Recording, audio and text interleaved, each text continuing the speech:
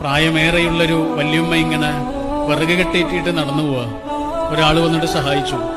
ഉമ്മ, ആ വിറക് കെട്ടി ഞാൻ ഏറ്റിക്കൊള്ളാം. ഉമ്മക്ക് ആശ്വാസമായി. ഉമ്മ മുന്നിലും അയാൾ പിറകിലായിട്ട് ഇങ്ങനെ നടന്നു. മലഞ്ചെരുവിലെ ഒരു ചെറിയ വീട്, ഒരു കുടില്. ഉമ്മ പറഞ്ഞു, മോൻ ഇതാണ് എന്റെ വീട്, ആ വിറക് കെട്ടി ഇവിടെ ഇറക്കി വെച്ചോളൂ. അദ്ദേഹം ഇറക്കി വെച്ചു. ഉമ്മ എന്തോ ഒരു കൂലി കൊടുത്ത് അയാൾ വേണ്ടാന്ന്. അപ്പൊ ഉമ്മ പറഞ്ഞേ, നിന്നെ പോലെയുള്ള ഇത്രയും നല്ല കുട്ടികളൊക്കെ എപ്പോഴും ഉണ്ടോ മോനെ, ഉമ്മക്ക് വല്ലാത്ത സന്തോഷമായി കേട്ടോ.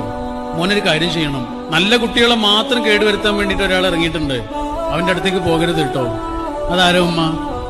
മുഹമ്മദ്, ഖുറൈശിയാണ്. ആണോ? ഉമ്മ കണ്ടിട്ടുണ്ടോ മുഹമ്മദിനെ? ഇല്ല മോനെ, ഞാൻ കണ്ടിട്ടില്ല, എനിക്കവനെ കാണുകയും വേണ്ട.